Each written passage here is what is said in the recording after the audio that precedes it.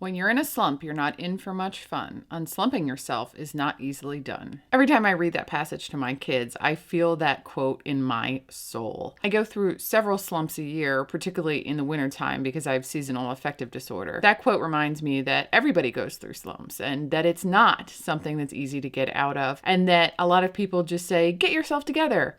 But it's not always that easy. These past 15 months have been quite the wild ride. And I don't know about you, but right before the pandemic hit, I was actually on a pretty good roll. And then we were stuck at home for the 2 weeks to flatten the curve, and that was the end of my roll. Since then, I've had a lot of down times and I've had some up times, but it's really only been recently that I felt like I've got back on a roll. And while the pandemic is clearly not something that happens all of the time, thank goodness, this is a scenario that does happen pretty frequently. Say you're doing really great with your weight loss and then your birthday or the holidays roll around and you take a little break, and then the next thing you know, you've completely lost your mojo to meal prep anymore. Or you were consistently making videos and then work got hectic, and the next thing you know, it's been 3 months since you posted a video. Or maybe you were moving along pretty well in school or a course you were taking, but now you're in the messy middle and frankly, you're over it. Whatever the task.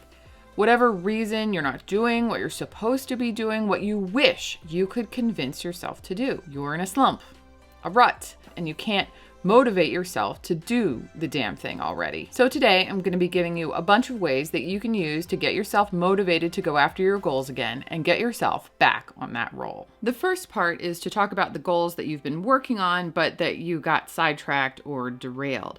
And then later in the video I'm going to talk about how you can slump-proof future goals that you make. The thing about slumps is that sometimes they don't even need a specific reason to happen. Maybe you're just halfway through the school year or halfway through your weight loss goal or 10 pieces into your new piano book. Basically, the reason that you're slumping is just because you're in the middle. When you start a new goal, you generally have some excitement about your plan and what you're going to accomplish. But then things get hard or boring and you're struggling to see the light at the end of the tunnel. If this seems like what's going on with you, then start breaking your goals up into smaller chunks. Find the little goals that you need to achieve on the way to the big goals and focus on working on them.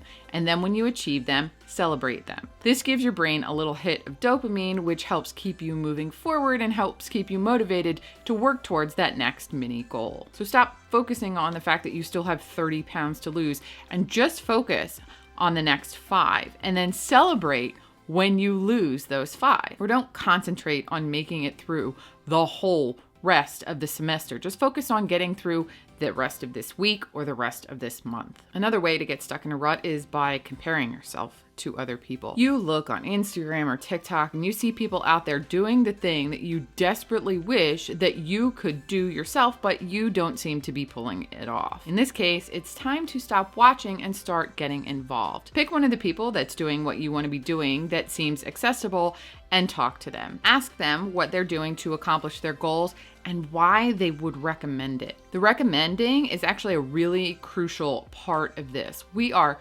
much more likely to do something because someone recommends it as opposed to just knowing that that is something that that person does. This is why influencer marketing actually works, so make this concept work for you. Another reason that we tend to fall off the track is because the work got hard or boring. Before we start something, we often tend to romanticize the process and then it doesn't turn out to be what we expected it to be. I recently watched Matt D'Avella's video about what it's really like to be a YouTuber and it was spot on. People tend to think that it's fun camera work and meeting fans and just sitting around watching your subscriber numbers go up. When in reality, it's take after take after take of the same section over and over again because you can't seem to say words all of a sudden. While no goal is slump through, While no goal is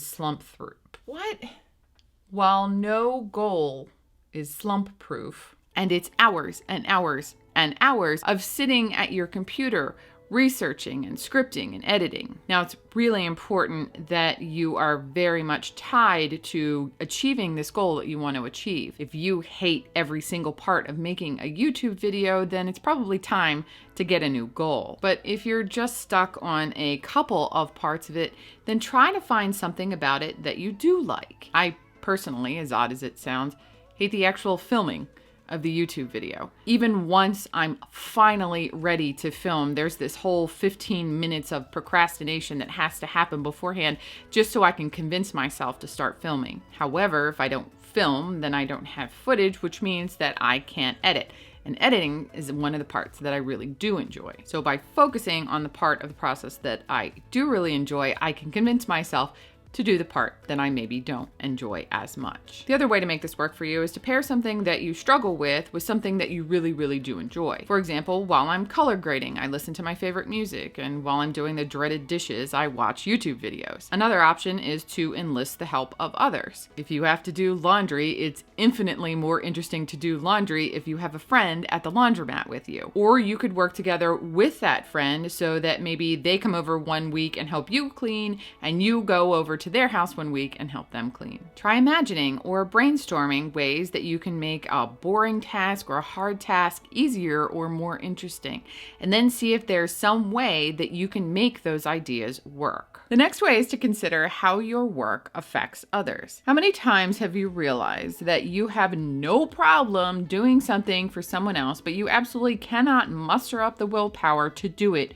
for yourself? A lot of people talk about how something is their job, so they do it all day long and then they don't want to do it when they come home. The house cleaner doesn't want to come home and clean their own house. The chef doesn't want to come home and cook for themselves. Sure, to some extent, some of this might be exhaustion or burnout, but it also might be that you're not doing it for someone else. So think about who you're affecting by working on your goals. For example, if you work out, are you providing your kids with a good role model? If you complete your courses and graduate, are you showing your friend that she could do it too? Norman Vincent Peale said, "The more you lose yourself in something bigger than yourself, the more energy you will have." So while you won't actually be doing something physically nice for your friend or your kids by completing the course or working out for them, you are providing them with motivation and inspiration for them to work on their goals. And sometimes just that is enough to motivate and inspire you to work on yours. Okay, so those were the tips on how to make progress on the goals that you're already working on. But what can you do to prevent a slump from happening in the first place? Well, no goal is slump proof. There are some things that you can do to help make sure that you don't fall off the wagon and then go burn it in the woods. To start, you need to make specific goals. Saying something like, do my best in class, or lose some weight, or find sounding goals, but they're not actually that motivating. You want to make specific goals that you can plan around so that you can make those mini goals that we talked about earlier that you need to achieve on the way to your bigger goal. Also, another way to prevent yourself from getting into a slump is by not setting too lofty a goal. I'm all for stretch goals, but if you find that you slump on the way to every single goal that you set for yourself, you might be just biting off more than you can chew. Setting the bar too high can actually be really demotivating, as can planning that your future self will somehow be more motivated and more energetic than your current self has ever been. Thomas Frank talked about this in his video about how he got burned out, and I completely identified with it. If you're the sort of person that's always saying, I will be more productive next month, or I will have more energy, or I'll have more time later, then that's probably a recipe for disaster. Plan your goals for who you are right now. I'm not saying that you can't change and grow, but just because the calendar rolls over from August to September does not mean that you are suddenly going to be a new person. The next trick is to plan for your goal to have some sort of pleasant side effects. For example, let's say that your goal is to get more exercise, so you decide to sign up for yoga classes with a friend. So now you're not just getting the exercise that you wanted, you're also getting to spend more time with your friend. Or maybe you want to cut back on social media. One of the ways to do this would be to go out and do more activities. So maybe you start taking some time away from your phone on Saturdays and you go out to brunch with a friend and then you go and see a movie. Anytime you take the effort to make the goal more interesting and more enjoyable and have these pleasant side effects, the more likely you are to actually stick with the goal. After all, it's pretty hard to get into a slump when you're actually enjoying the process. You're also going to want to make sure that your goal is intrinsic. For the most part. I'll explain the caveat in a minute, but for the big goals, you're going to want to make sure that you are internally motivated to do them. Someone who has decided that they want to lose weight so that they can feel better is far, far more likely to stick with their goal than someone that's just doing it because their doctor told them that they ought to, or because someone made a snide comment about their body. So before you set a big goal for yourself, then you need to sit down and have a heart-to-heart with yourself to know why you are doing this. Are you going to college because you want to go to college, or are you going because you feel like your parents think you should go to college? Are you setting up that Etsy shop because you want to sell your art, or because you have friends around you that can't understand why you would have a hobby that you're not making money from? If you don't deeply identify with the reason that you are chasing after this goal, then there's a pretty solid chance that you're going to end up in a slump. Okay, so now for that caveat. For some of the short and middle term goals that you set for yourself on the way to this bigger goals, some outside motivators can be helpful. So as long as you have some strong internal reasons for achieving the big goal, there's no reason why you can't have some outside motivators along the way to those mini goals. Maybe you set yourself up a massage for the end of the semester, or maybe you get a glass of wine for acing that test. Just make sure that whatever that outside motivator is that you're setting for yourself, there's no chance that that's going to undermine your progress. Don't take a humongous cheat meal if you're trying to lose weight that could possibly derail you and turn into a cheat weekend that turns into a cheat week that might actually just cause you to gain weight. So kick back and enjoy the whole day off on Saturday after a long week at work or school.